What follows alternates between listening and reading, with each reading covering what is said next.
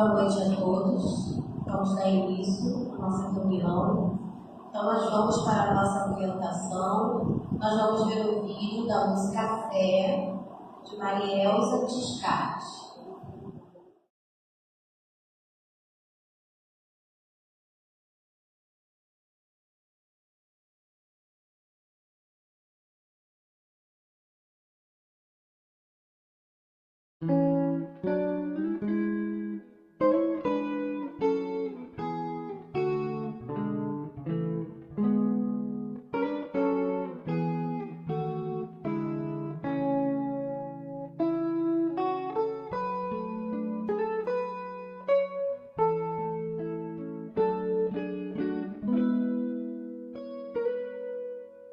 Tenha fé, acredite que o sol amanhã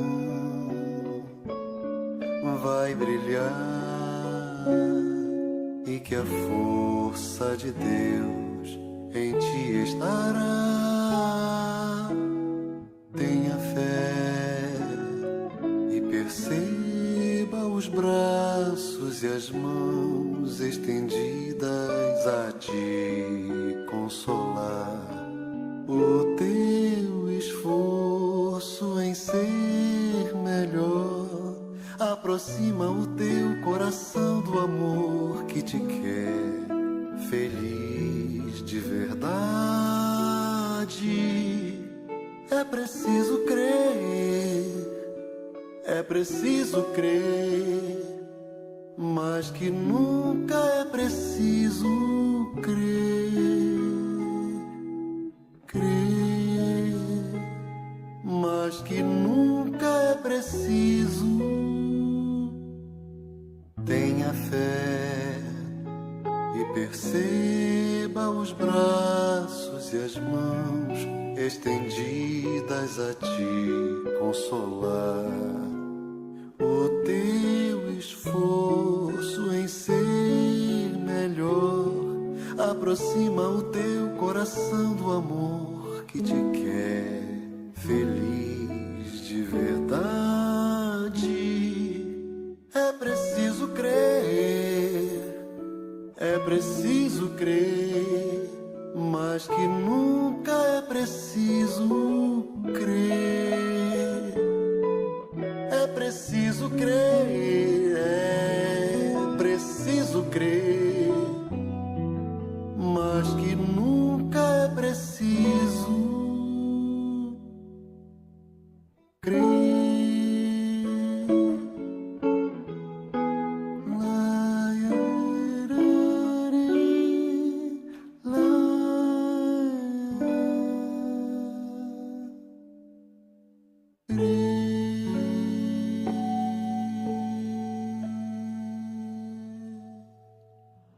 Então vamos agora fechar os nossos olhos e agradecer ao nosso Mestre Jesus, porque estamos aqui nessa noite para ouvir um pouco mais dos seus ensinamentos, para fortalecer a nossa fé, para conseguir acreditar, crer através do raciocínio.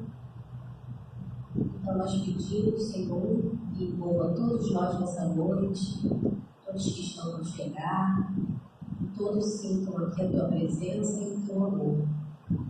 Que assim seja, graças a Deus. Vamos para um momento importante da noite, da nossa palestra.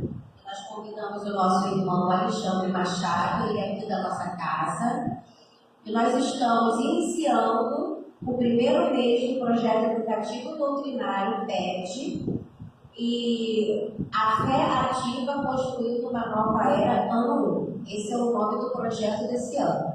E o tema também de hoje é a fé ativa construindo uma nova era. Lembramos com o nosso irmão.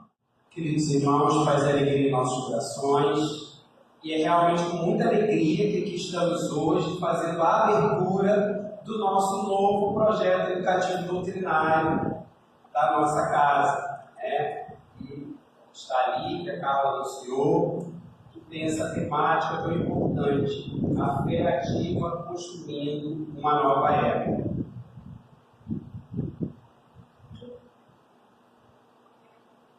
E aí nós vamos trazer rapidamente a origem do tema, né? De onde é que veio, de onde é que partiu, né? Inspirado em quê? Baseado em quê?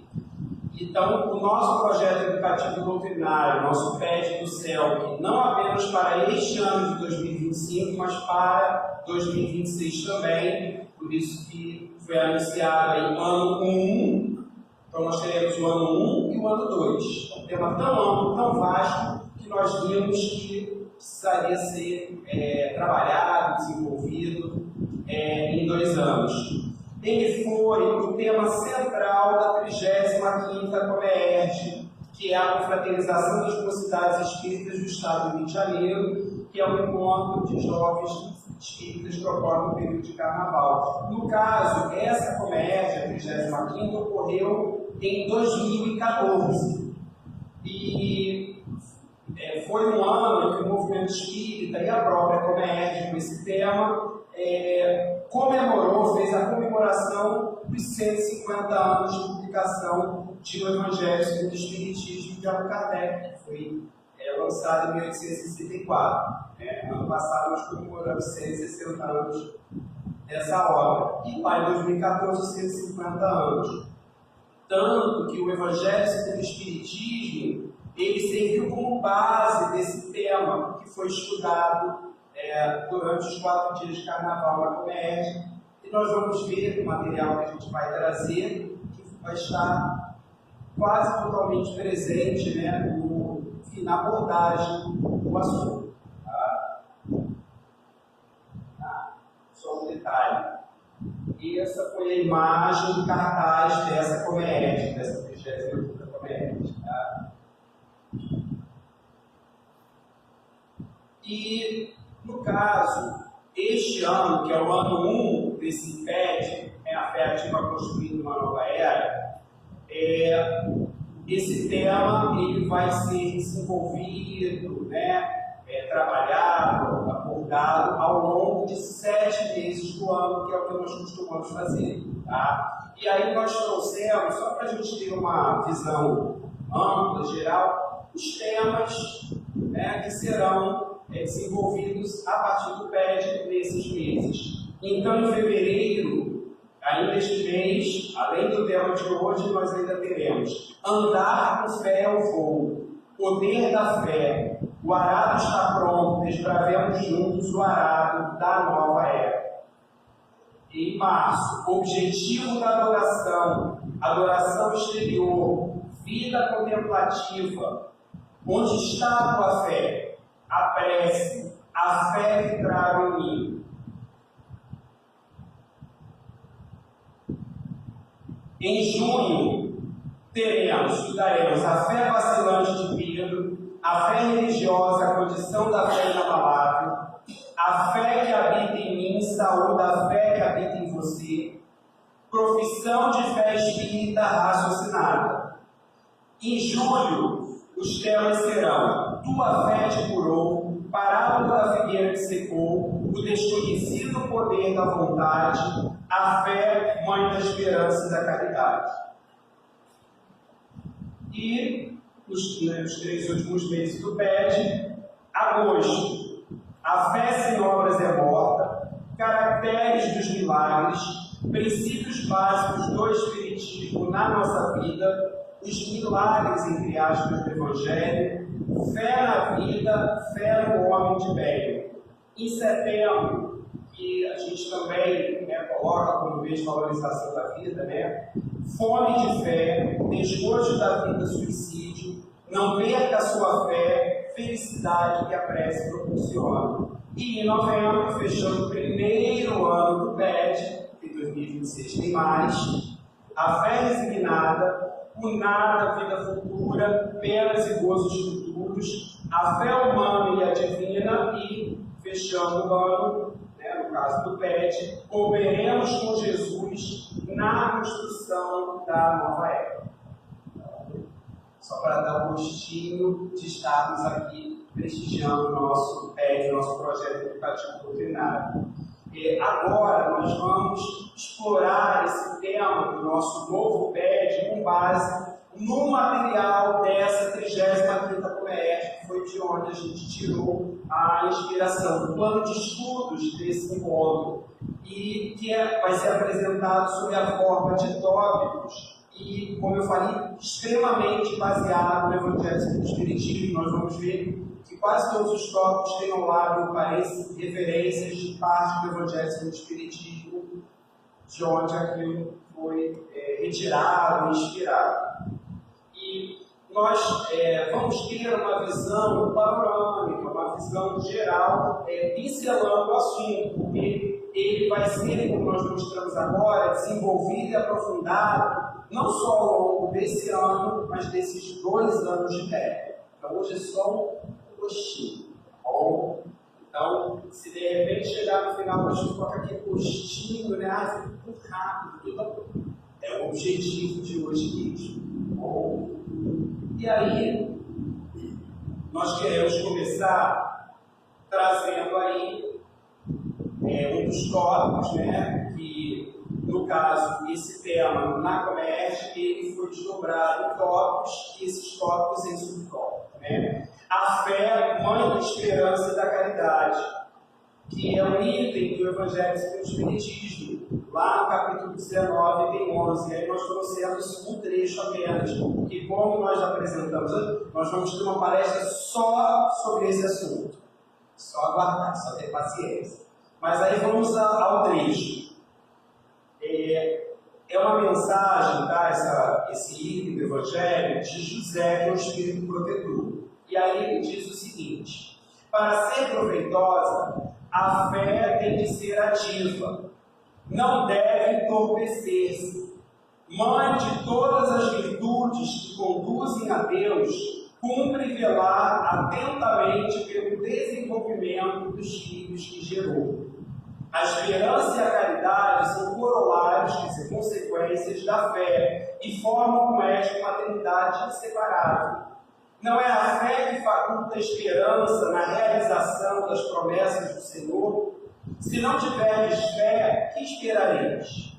Não é a fé que dá o amor? Se não tendes fé, qual será o vosso reconhecimento e, portanto, o vosso amor? Nos mostrando, deixando claro que o próprio tema propõe, que a fé ela precisa ser ativa, produtiva, benéfica. E também nos alertando de que a fé verdadeira, ela gera esperança e caridade. Caridade esta, que é o amor em ação, o amor em movimento. A fé ativa. A fé, se não tiveres as obras, é morta em si mesma. Tu tens a fé e eu tenho as obras. Mostra-me a tua fé sem as tuas obras, e eu te mostrarei a minha fé pelas minhas obras. Está lá no Tiago, capítulo 2, versículos 17 e 18. Ressaltando mais ainda, destacando, mais ainda, enfatizando que a fé, ela tem que ser ativa, isto é, ela precisa manifestar-se através de ações. E isso foi uma questão muito controversa lá à época de Jesus, entre lá os apóstolos, uns defendendo a salvação pela fé, e outros mostrando, como o Tiago mostra, que precisava-se pela obra. Não bastava simplesmente a questão da fé, porque Deus precisava haver realmente obras, atitudes, ações efetivas. Espiritismo e fé ativa. As ideias básicas em que o Espiritismo se baseia ajudarão a construir um novo modelo de mundo. Para a construção de uma nova humanidade, o Espiritismo é a doutrina servidora, traz novas perspectivas. Crer sabendo o porquê de crer.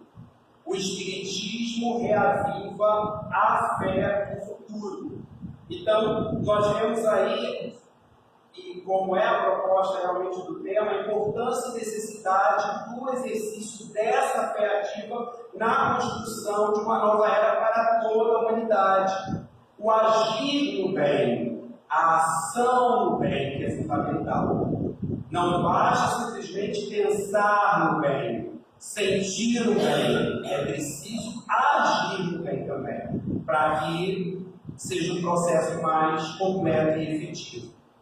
E o Espiritismo, que nos traz aí o conhecimento espírita, ele ajuda a fortalecer a nossa fé, nos dando motivos para crer.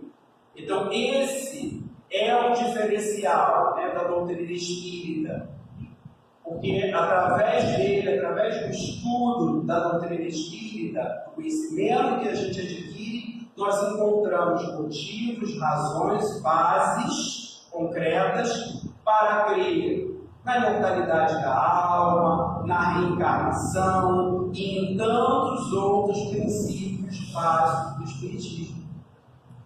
Não simplesmente crer porque alguém falou que existe, só porque a gente leu em algum lugar, mas a gente viu a lógica, o motivo, a razão de ser daquilo. Então, isso realmente faz toda a diferença.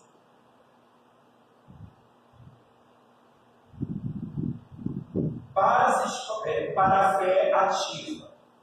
Fé é a confiança que se tem na realização de uma coisa, a certeza de atingir determinado fim, finalidade, objetivo. A fé sincera e verdadeira tem seu ponto de apoio na inteligência e na compreensão das coisas. A fé dá uma espécie de lucidez. A fé necessita de uma base, que é a inteligência, no sentido de entendimento, perfeita daquilo que se deve crer. E para crer não basta ver, é preciso compreender. Então nós vemos aí a fé como o sentido, como sinônimo, significado de confiança. Confiança em si mesmo, a fé em si mesmo, que é a autoconfiança, a fé no outro, que também é muito importante, ter fé no outro, no próximo, na humanidade, a fé no futuro, a fé em Deus, a fé nos amigos espirituais, em Jesus, enfim. Então é esse processo de confiança. E esse trecho deixa claro que a fé verdadeira, ela precisa estar baseada na compreensão das coisas. Até porque é difícil crer naquilo que não se entende. Se você não entende uma determinada coisa, um processo, uma teoria, como crer naquilo? É difícil. Então, há necessidade realmente de se compreender, de se ter um entendimento daquilo, para que essa fé ela possa realmente se consolidar. E aí nós nos lembramos de um artigo espírita intitulado O Poder da Fé, da companheira Rita Falk, em que ela estabelece a diferença entre crer e saber. E quando a gente compreende o sentido das coisas, o porquê das coisas, a gente não simplesmente crê, mas a gente passa a saber. E o Espiritismo nos propõe, nos ajuda nesse sentido. Então nós não simplesmente cremos na imortalidade da alma, mas sabemos que somos espíritos imortais. Nós não simplesmente cremos na reencarnação, nós sabemos que somos espíritos reencarnados e que passamos e passaremos por diversas existências corporais. Então olha como a coisa muda de figura.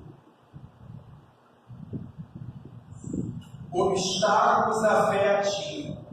Da parte da maioria, há orgulho, negando-se a reconhecer a existência de uma força superior que teria de curvar-se diante dela. Não confundir fé com presunção, vaidade. O mundo, as pessoas e os jovens estão muito carentes de fé. Muito da falta de perspectiva da humanidade vem do esgotamento do sistema atual. A incredulidade, quer dizer, a descrença, né, seria fruto da fé dogmática, quer dizer, daquela fé incontestável, indiscutível. Então, nós percebemos aí que a falta de fé, a incredulidade é motivada por diversos fatores. Orgulho, vaidade, e aí nós temos o exemplo do ateísmo. Muitas pessoas não creem, não acreditam em Deus porque não conseguem conceber um ser superior a eles, uma inteligência maior do que a deles. Então é orgulho, é vaidade, que acaba provocando uma falta de um sentido de vida mais profundo. O dogmatismo religioso que foi citado, né, por verdades absolutas e indiscutíveis, o fanatismo religioso, até ligado a isso, mas uma outra vertente, que é a questão da fé cega, dentre outros fatores. E nesse trecho, né, quando fala que o mundo, as pessoas, os jovens estão muito carentes de fé, nós vemos a necessidade da fé, fica claro para nós. Como nós vimos na música, né, de abertura e de ambientação, né, a fé da nossa querida amiga Maria Elza Descarte, é preciso crer, mais que nunca é preciso crer. Referencial de fé. A fé robusta dá a perseverança, a energia e os recursos que fazem se vencem os obstáculos. A fé não se prescreve nem se impõe, ela se adquire. Ninguém está impedido de possuí-la, mesmo entre os mais inacessíveis. A fé consiste na crença em dogmas, dogma aqui no sentido de pontos fundamentais de uma doutrina, e não de verdades indiscutíveis, especiais, e somente aquela que se baseia na verdade garante o futuro. Fé inabalável só é a que pode encarar de frente a razão em todas as épocas da humanidade. Então, nós vemos aqui que a fé ela não pode ser imposta, mas ela pode e deve ser desenvolvida, fortalecida, dando ânimo para superar as dificuldades, as adversidades da vida. E é importante estabelecer a diferença entre fé cega e fé raciocinada. Porque a fé cega é aquela, como já diz, é cega, cercada de ilusão, não raciocina, e que acaba levando ao fanatismo religioso. Já a fé raciocinada é a proposta do Espiritismo. É a fé baseada na lógica, nos fatos, na verdade, e, portanto, é uma fé sólida, uma fé duradoura. Obreiro com fé. Outro tópico aí que também vai ser pedido.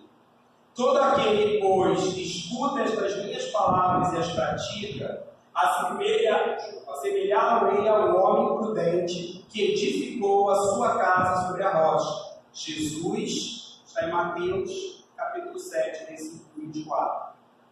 A fé, mãe de todas as virtudes. Aqui nós vemos a diferença, como Emmanuel coloca, né, em uma mensagem com esse título, saber e fazer. Teoria e prática. E Jesus mesmo disse: se sabeis estas coisas, bem-aventurados sois se as fizerdes, se as praticardes. Então não basta conhecer e crer, é necessário, sobretudo, agir, vivenciar. E lembrando também que a gente viu num trecho do Evangelho mais lá para trás, que a esperança, a caridade e as demais virtudes, elas são consequências da fé. As ilusões. Aqueles que deixam de praticar o bem em razão da ingratidão que recebem, possuem mais egoísmo que caridade. Fazer o bem apenas para receber demonstrações de reconhecimento não é fazê-lo com desinteresse. Aquele que procura na terra recompensa ao bem que pratica, não a receberá no céu. Deus terá em apreço aquele que não a busca no mundo. Então, nós vemos aqui, nesse trecho, nesses tópicos, a necessidade de fazer o bem sem qualquer tipo de interesse, sem esperar nada em troca, nem um obrigado, nada mesmo em troca. Porque assim se conquista por mérito uma situação favorável na vida futura, na vida espiritual após a desencarnação. Mas se a gente fica buscando, esperando recompensa aqui na Terra, mesmo que seja um obrigado, como é que a gente vai querer a recompensa celeste? A questão de escolha.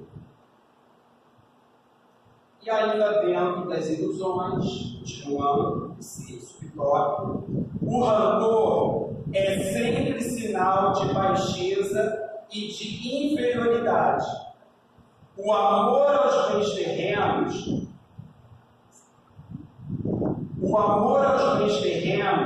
constitui um dos mais fortes óbices, quer dizer, obstáculos, ao adiantamento moral e espiritual. Pelo apelo à posse de bens, destruís as vossas faculdades de amar. O orgulho põe uma venda sobre os olhos e tapa os ouvidos. Retirar o véu da ilusão. Cada um é atraído e tentado pelo próprio desejo, cobiça. Então, meus irmãos, o rancor, a mágoa, o ressentimento são sentimentos negativos que mostram inferioridade moral e que, portanto, precisam ser trabalhados. Já o apego aos bens materiais, esse sentimento de posse, é um obstáculo ao progresso do espírito. Então, também precisa ser trabalhado. O orgulho, como nós vimos aqui, nesse trecho, ele cega, ele ilude. Então, há necessidade urgente de desfazer essa ilusão. De sair desse estado de cegueira em que o orgulho muitas vezes nos coloca, causando uma série de transtornos e malefícios. E quando fala da questão das tentações, nós precisamos ter sempre em mente que as tentações, elas partem dos desejos. Porque se eu não gosto, por exemplo, de chocolate, eu não vou me sentir tentado, precisando fazer, por exemplo, uma dieta, eu vou me sentir tentado a comer chocolate, bolo de chocolate. Eu não gosto. Não tenho desejo daquilo. Não vai ser motivo de tentação, mas já se eu gosto. E como nós encontramos no Livro dos Espíritos, na questão 845, precisamos lembrar que não há arrastamento irresistível. Então não existe essa questão de eu vou resistir porque foi mais forte que eu. Eu não tinha força, não seria capaz de resistir. Porque Deus nos coloca fardo pesado no fracos. Ele jamais dá um peso maior do que a gente pode carregar. Então, se a gente se vê diante de uma situação tentadora, a gente tem condição de resistir. Se não resiste, é porque falta, como também falta nos Espíritos, vontade da nossa parte. A gente ainda gosta daquilo que às vezes não faz bem, mas que nos tenta. O processo de autodescobrimento, parábola do semeador, valorizar as aflições como lições corretivas. Se Deus permite, por vezes, sejais pagos com a ingratidão, é para experimentar a vossa perseverança em praticar o bem. A caridade desinteressada é a única agradável a Deus. Então, essa parte aqui nos mostra que a ingratidão é um teste para a perseverança na prática do bem. De, apesar da ingratidão de quem quer que seja, isso não ser obstáculo para que eu continue fazendo o bem, consciente da importância e necessidade desse mesmo bem. Não só para o outro, mas sobretudo para nós mesmos. Porque quando auxiliamos, fazemos o bem a alguém, somos os maiores beneficiados. É necessário ter um olhar do espírito imortal para compreender a ingratidão. Um benefício nunca se perde. O ingrato de hoje pode se tornar o amigo devotado, quer dizer, dedicado de amanhã. A justiça da reencarnação, que justamente promove papéis diversos e dinâmicos, essa troca de papéis. Hoje uma situação, amanhã outra, hoje numa posição, em outra existência, em outra posição, e por aí vai. As potências da alma, igual imensas faculdades depositadas em seu íntimo.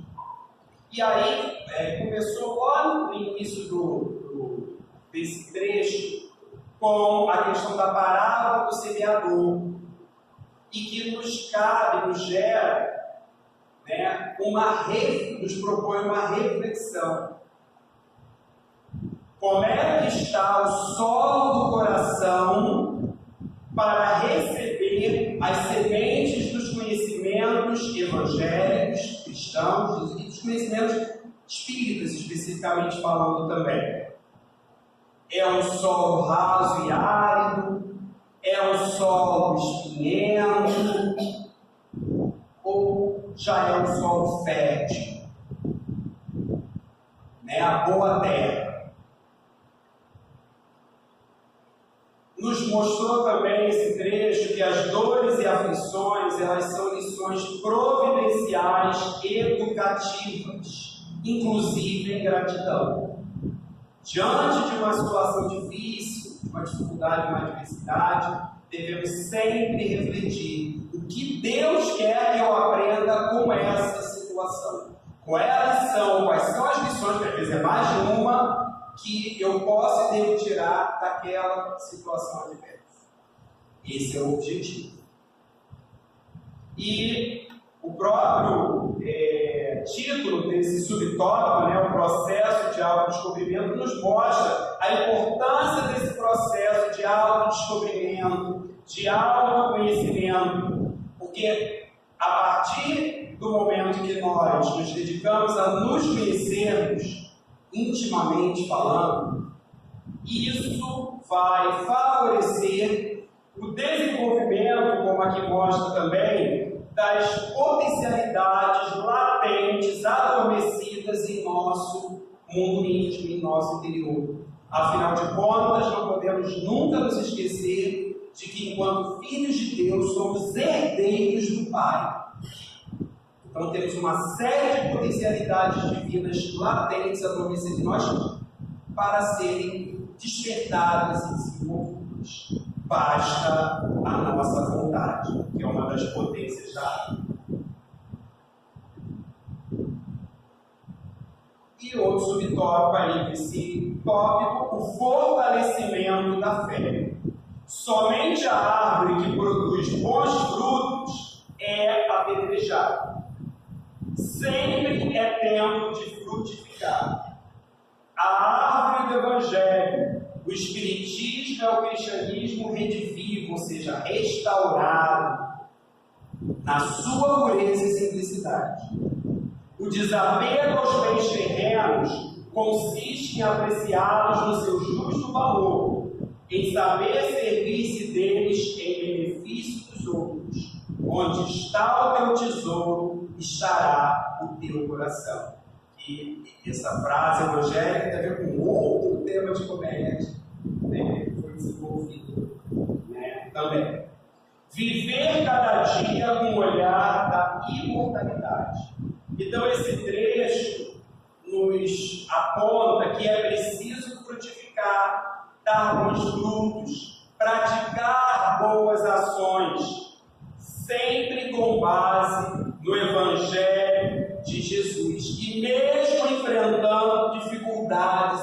felicidade. Apesar de toda e qualquer tribulação, nós fazemos o bem. Conscientes de que precisamos, é uma necessidade, é algo fundamental nas nossas vidas, a prática do bem.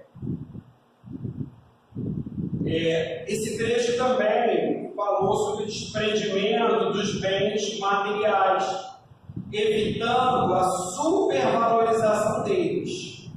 Aqui não está desvalorizando os bens materiais, não é essa a ideia. Eles têm o seu valor, eles têm a sua importância, mas é não colocar valor demais excessivo desses bens materiais, que aí vem muitas vezes a questão do apego. Então, é a questão do uso em vez do abuso desses bens materiais. O uso, como nós vimos aqui, em benefício do próximo. Não podemos ser egoístas usando apenas em nosso próprio benefício, mas precisamos colocar à disposição o benefício dos outros também. Essa é a proposta. E quando fala de viver cada dia com olhar da imortalidade, é o despertar e desenvolver a consciência da nossa natureza verdadeira, da nossa essência espiritual. Lembrarmos sempre que somos espíritos imortais e, portanto, os nossos verdadeiros valores a serem percebidos, conquistados, cultivados, são os valores espirituais, os bens espirituais, os valores morais, as virtudes.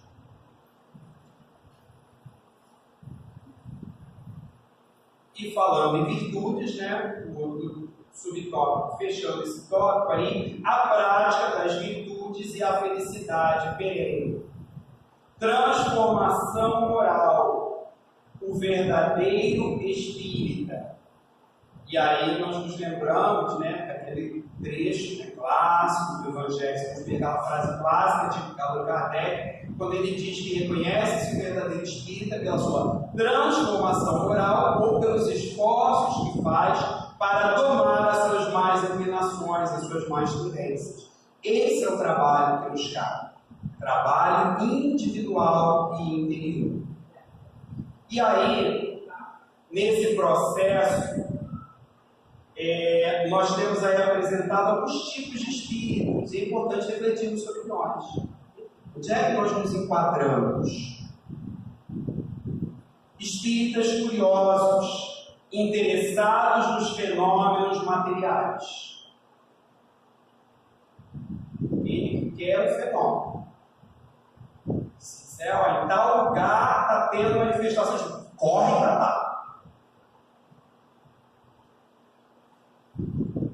Então, preso simplesmente a isso. Fenômeno mediúnico, esse tipo de coisa. Tá? Espíritas intelectuais, voltados para os ensinos dos espíritos, mas que permanecem frios e indiferentes.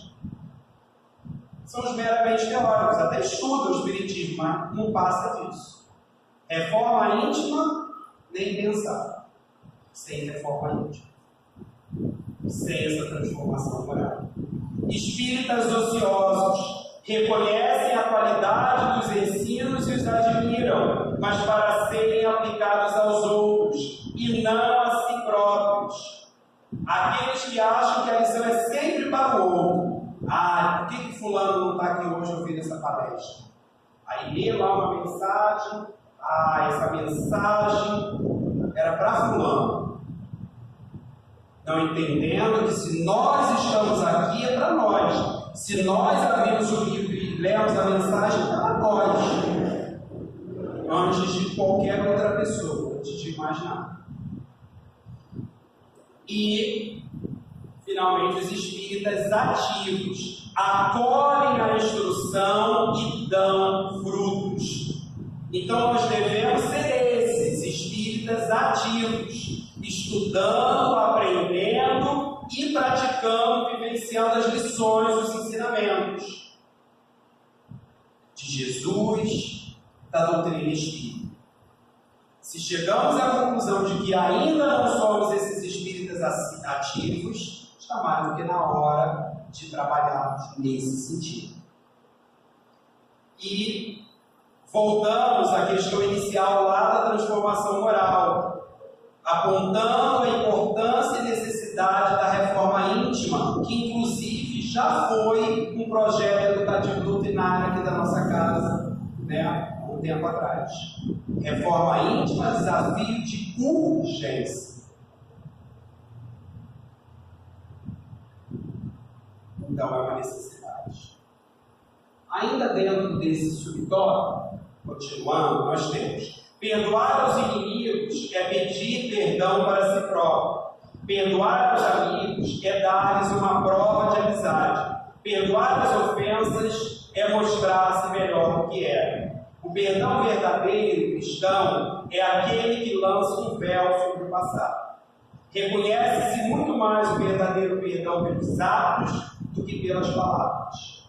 Sois depositários e não proprietários das coisas de Deus. Entre a prodigalidade, quer dizer, o esbanjamento excessiva, e a avareza, a soberbice, popularmente chamada pão-durice, Deus colocou a caridade, que nos impulsiona à perfeição.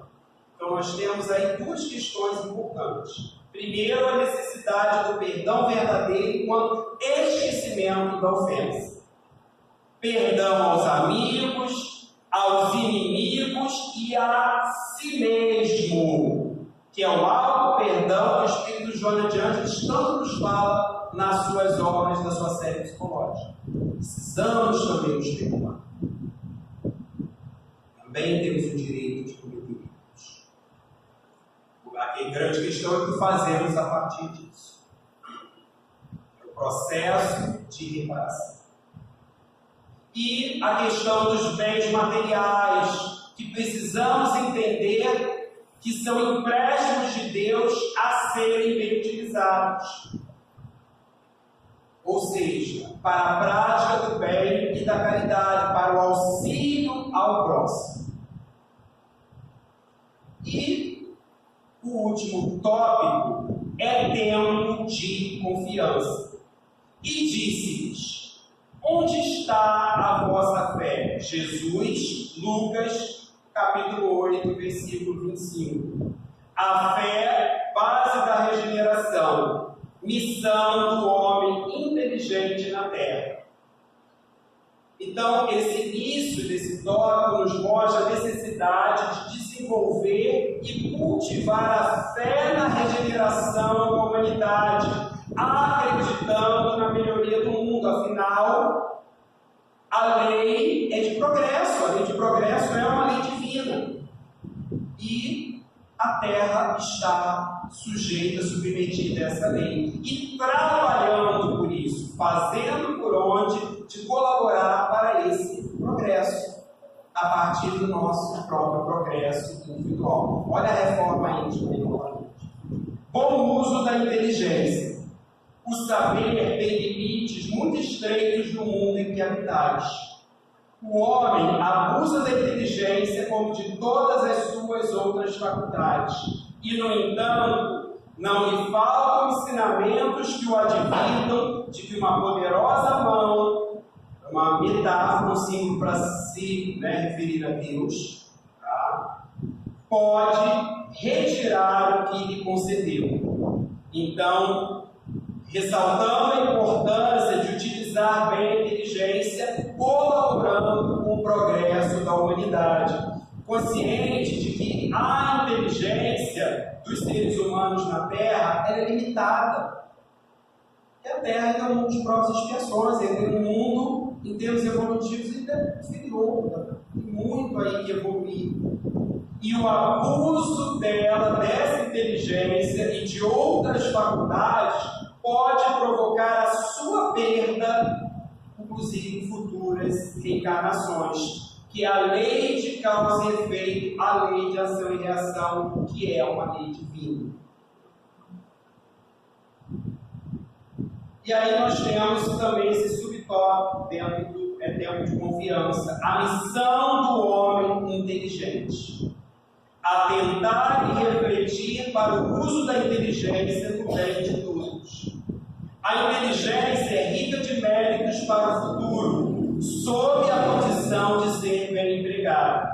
Se Deus nos fez nascer num meio onde pudestes desenvolver a inteligência, é porque quer que a utilizeis para o bem de todos. O homem realmente inteligente é o que conseguiu desenvolver a humildade.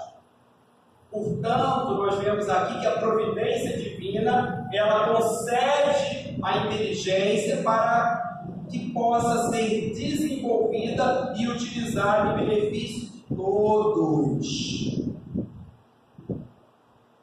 cooperando assim para um futuro melhor, para a renovação da sociedade, para a regeneração da humanidade. Mas é preciso haver humildade, entendendo isso como uma tarefa, uma missão a ser cumprida, desempenhada. Daí é um dos itens do Evangelho do Espírito, missão do homem inteligente na Terra.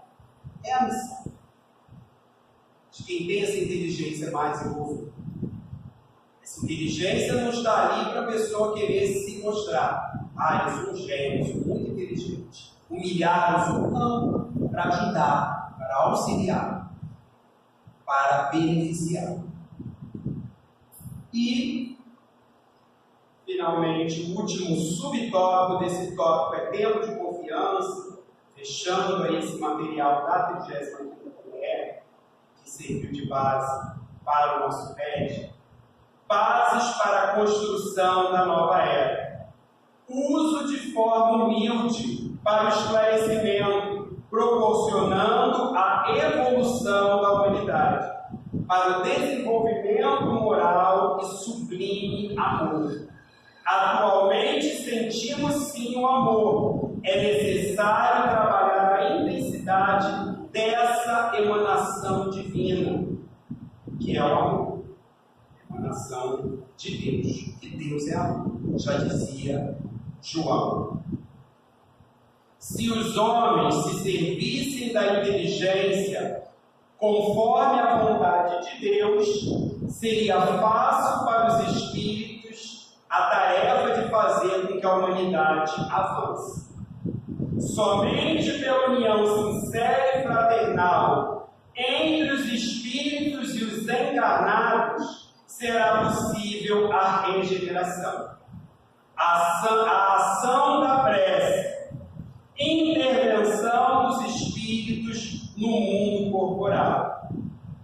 Esse no Livro dos Espíritos. Vimos todo o restante praticamente do material do Evangelho segundo o Espiritismo, mas intervenção dos espíritos no mundo corporal vamos encontrar no Livro dos Espíritos dessas questões aí, 459 a 472.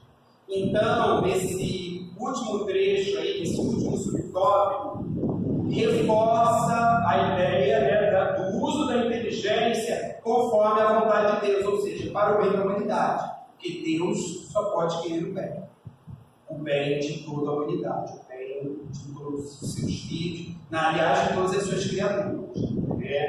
Sempre com humildade, conforme já falamos, sem se esquecer da necessidade do amor também, que é indicado, apontado aqui nesse trecho. E aí nós nos lembramos que nós aprendemos, quando a gente estuda a lei de progresso no Espiritismo, que o progresso se dá de duas formas, em dois âmbitos: o progresso intelectual, desenvolvimento da inteligência, e o progresso moral, desenvolvimento do amor, do sentimento, das virtudes. E esse itemzinho final aí nos mostra que todos, encarnados e desencarnados, podemos colaborar nesse processo de regeneração da humanidade. Afinal, nós estamos numa fase de transição planetária, que a Terra está deixando de ser mundo de provas e expiações para se tornar um mundo de regeneração. E toda colaboração é necessária, é útil, é bem-vinda, de encarnados e desencarnados.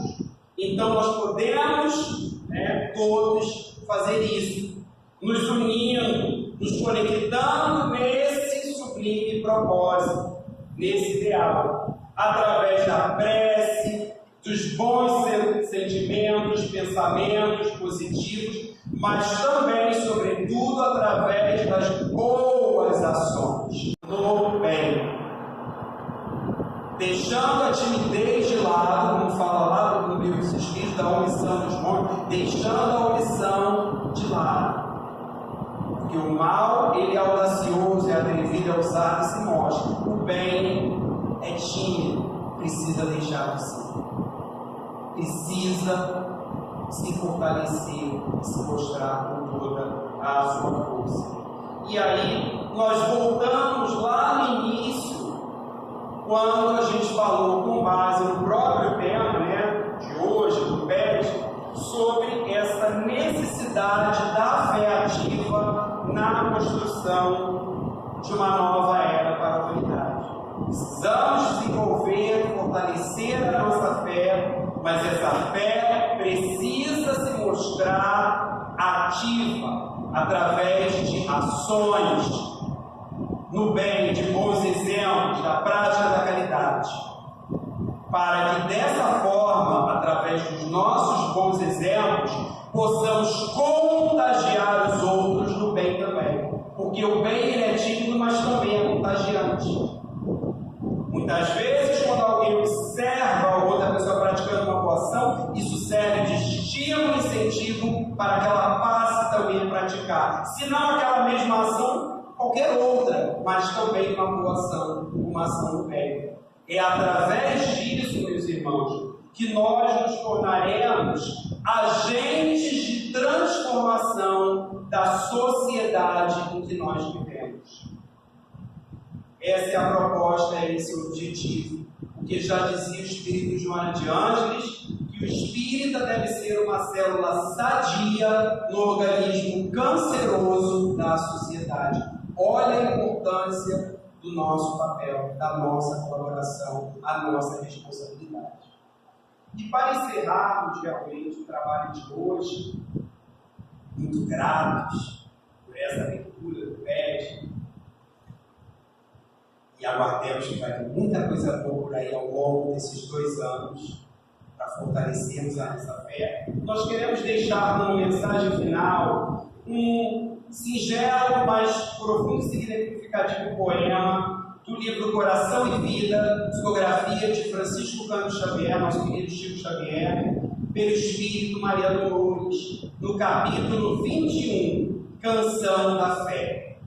Se a tua fé não vê ou ainda não viu a presença da lágrima ou do espinho para vencer os lances do caminho, os perigos da morte e as surpresas da treva. Se a tua fé não ouve ou ainda não ouviu entre as flores que leva, desde o berço da crença até agora, o insulto em que a maldade se avigora, a fim de que lhe deis, outra vez e outra vez, o apoio da paciência e a missão da bondade. Se a tua fé não encontrou ainda algo que a desagrade na tarefa bem-vinda, que te impele a servir ao amor e à verdade. Se a tua fé não teve ou ainda não tem ofensas a perdoar e injúrias a esquecer, no sublime dever de amparar, socorrer ou levantar alguém. Se, enfim, a tua fé não conheceu angústia ou desabrigo, se ela não sofre ou ainda não sofreu golpes do orgulho vão, escárnio, desafio, tentação, para que aprendas, coração amigo, resistência e humildade. A tua fé, portanto, não passa por enquanto de um sonho que não veio à realidade. Porque a fé verdadeira, que redime e renova a humanidade e vale em tudo para a vida inteira, a fé que tanto ama e anda de rastros, quando vibra e se eleva para os astros,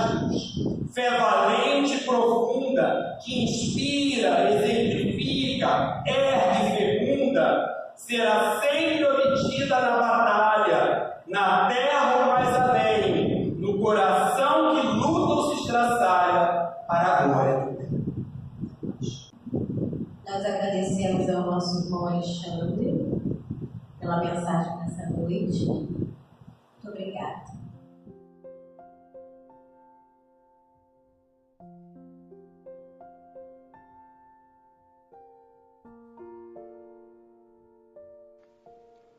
Meus queridos irmãos, vamos novamente fechar nossos olhos e acender a nossa luz interna, asserenando nossos pensamentos, acalmando nossos sentimentos, para aumentar ainda mais nossa conexão com o mais alto. Vamos trazer à nossa mente situações da nossa vida a qual nós somos extremamente gratos. Vamos também oferecer uma vibração bem sincera e caridosa que deixamos para que a espiritualidade possa levar para onde for mais necessário. Novamente agradecidos por toda a assistência que recebemos nesta vida, vamos pedir sinceramente ao Pai que essas palavras que ouvimos hoje possam fazer eco nos nossos corações. Obrigada, Senhor, por tanta luz em nosso caminho. Nos fortaleça a vontade sincera de nos melhorar dia a dia, de não esmorecer na luta, de sairmos desta oportunidade melhores do que quando chegamos. Que assim seja. Graças a Deus. Que tenhamos todos uma semana abençoada.